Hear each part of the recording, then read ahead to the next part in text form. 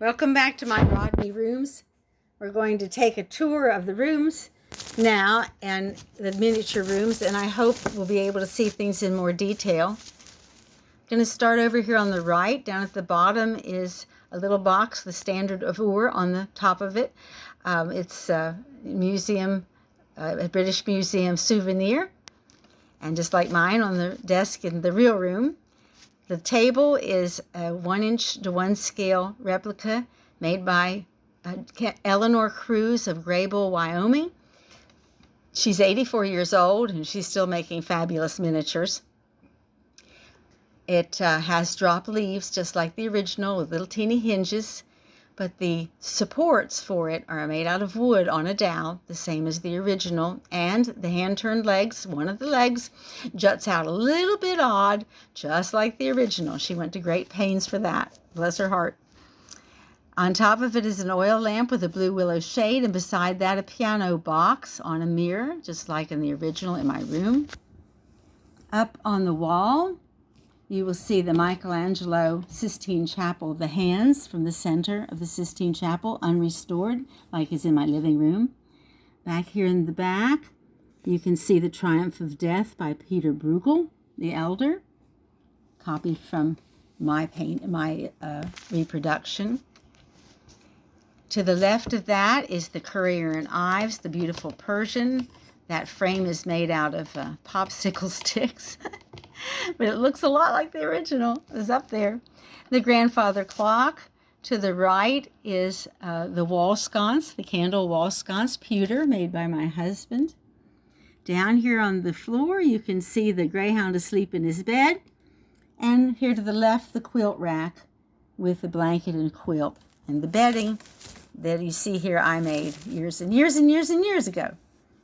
Up on the wall, you will now see the window, which is like all the windows in our house. And it has working shutters like the original in our house.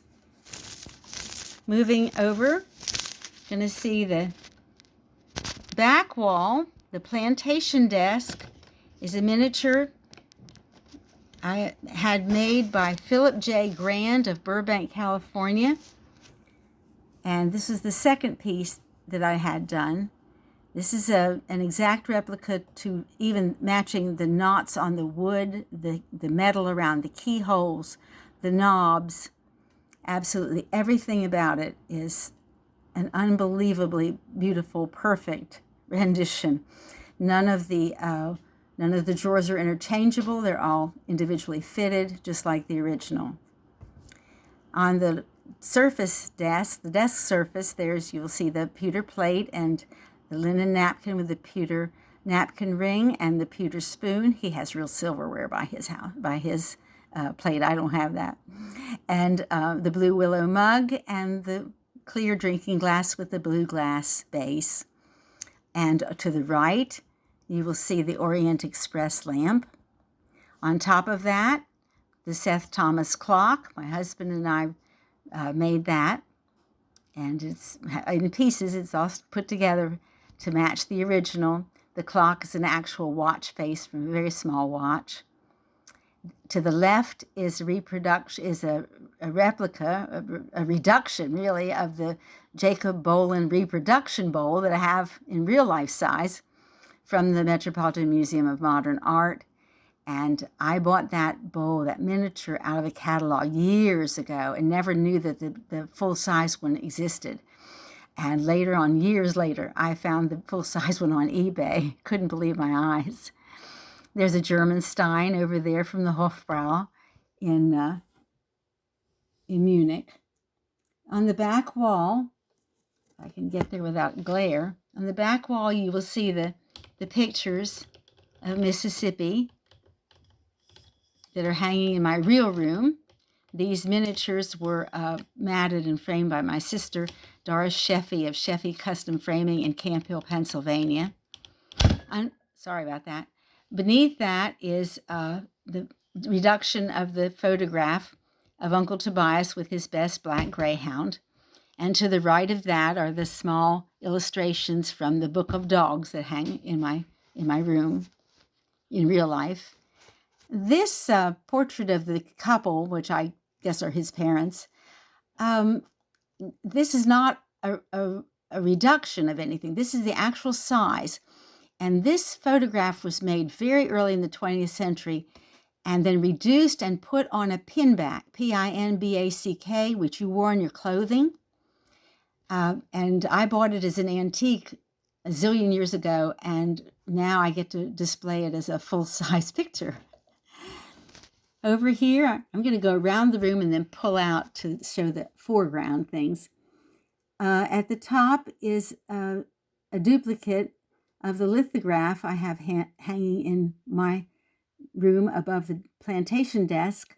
This isn't a reduction of that particular thing. This is a photograph that was in a magazine, the Architectural Digest, and they had an article about an English home, and the original oil painting of this dog from which the lithograph was made was hanging above the fireplace in this article. And I couldn't believe my eyes, so I took the page home and framed it, and I've had it ever since, waiting for it to finally get hung in a room like this. Up on the left is The Astronomer by Vermeer. It was a postage stamp. My sister framed it. Those are Greyhound figurines on top of the Barrister bookcase, and I think you'll recognize all these pieces from my real-life room. Over here, next, this is very hard to see, is the canaletto at the top. And here, the door, this is a 12-light door with a crystal knob, and the iris stained glass hanging there, and the octagonal window above it, which you will see from my hallway. Over here, I'm going to get some light on it. There. Over here, I'm going to back the camera up a bit and see if I can get the Blue Willow toilet set. The Blue Willow toilet set did not all come together. I had to piece it together over the years, and some of it came from Spain, some of it came from England, but all the 11 pieces that I have in real life are replicated there. There's a candlestick over here. Now it's come into the center, and on the table is a full-size grooming set, silver-plated. The table itself is a replica of the table that the pieces sit on in my real-life room. This was also made by Eleanor Cruz of Wyoming, and it's all the drawers work. Everything is just as perfect as you can imagine. Almost when you see it, you can't tell the original from the copy. Over here is the little stove. Now the stove is kind of hard to get, but if you will look, you will see it says Carthage, and on the top it says Quincy, Illinois, ILL. There's a steam kettle on top for humidity, and a sad iron at the bottom. These were also called laundry stoves because they were so small. But you can see over there on the edge it says Excelsior Stoveworks. I put those letters on one letter at a time per day, and it took forever to get them on there. Down here you will see the replica of the blanket chest, also Eleanor Cruz's work. It's a perfect copy also. And I think my man is about to go to work because there's his umbrella and his cane and his shine shoes, and up there on top of the blanket chest is his clothes brush and his gloves and his derby hat. You can see the derby hat on him in his photograph back there. This is his toolbox, and I keep my toolbox in the closet, but we have no closets in this room. I'm going to insert now the rocking chair. This was the very last piece mentioned on the first video, and my camera cut off before I could get it talked about. But it is a hand-planed bird's eye maple rocking chair from the 19th century. Eleanor Cruz made this fantastic miniature of it. It's exactly the same, and she even has the curved slats, which was very difficult to do in miniature. She also learned to hand weave the rush seat in order to do this piece. So I'm very grateful to her. I'm going to pull out now and pause a second. And I think if I held this like this, you can zoom in on anything you like to see again. And now I'm going to go to the music room. First, I will show you the whole music room, and then I'll pause and move in for close-ups. This is the china cabinet. It's got a complete set of blue willow. The creamer on the second to the top shelf has a full set of silverware in it, has goblets. It also has the little tiny glass drinking glasses over there on the right with blue bases, just like in the real room. These blue willow pieces, some of them I bought, some of them I made by using other pieces and then putting decals on them. When I move over a little bit, first of all, you can see up on the ceiling, almost to the ceiling, the cuckoo clock on the left, which is like mine, except his deer's on there, my deer's not, and the Renoir painting of the two girls at the piano. The organ is a bit of a stretch, but I just thought it was so quaint. I couldn't resist it. On it is a hymn book with a hymn, an actual hymn that you could play, and the liturgy on the left. It has a candlestick with it, and to the left is an old-style metronome that we all grew up with. The piano stool covers were hand-crocheted by my mother-in-law, my late mother-in-law, Vera O'Neill. She hand-crocheted the rug in the bedroom, too. I forgot to mention that. So back here in the back now, you will see, first of all, oops, it's hard to figure this out. You will see the chest from the bathroom, my husband's grandfather's oak chest with the brass drawer pulls. Above it, sitting on it, an old-style hand-cranked Victrola with records, a blue willow cup, and an oil lamp. Above them, reproductions of manuscripts. The one on the right is the oldest known part song in English. It's Summer is a-Comin' In. And it's a very famous piece of in music history, is very famous. not anywhere else.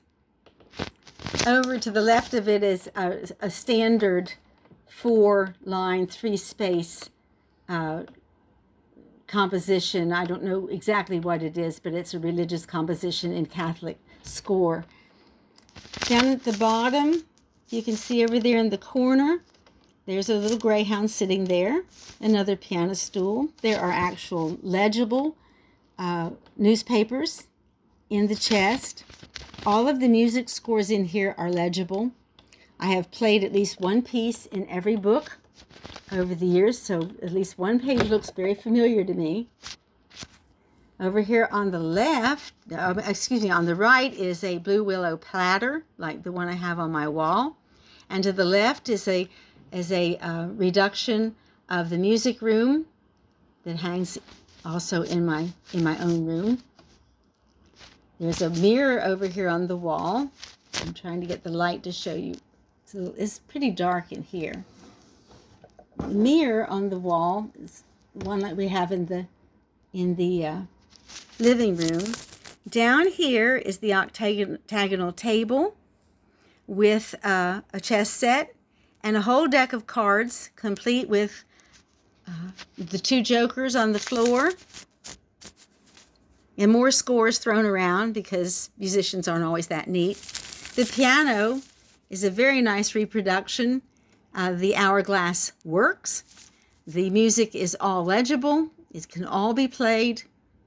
You could read it. All of the pieces of music are playable. In the foreground, we have 2 lyre chairs. I only have one in my real life. And you have a complete blue willow tea set showing let's see if I can get this to show. Showing, I want to show you the size of the spoon in there. That's the size of the spoon. This is the size of my hand in the room. It's very hard to get a feeling for scale with these things because if you do them, hopefully, if you do them well enough, you will think you could just walk in there.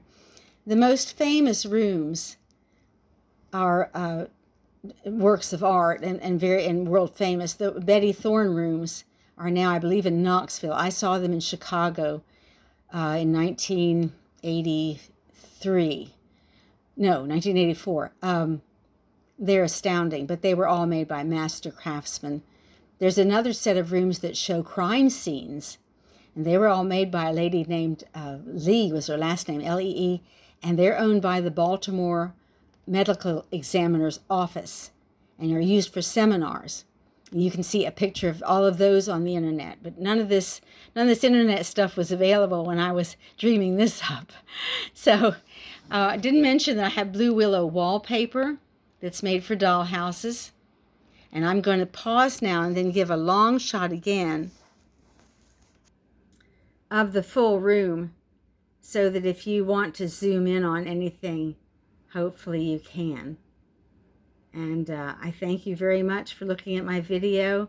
You're welcome to come and see the real rooms anytime. I am, like I said before, I started this dream 45 years ago, and to see them all come to life this summer has just been, it's been a dream come true. Good night.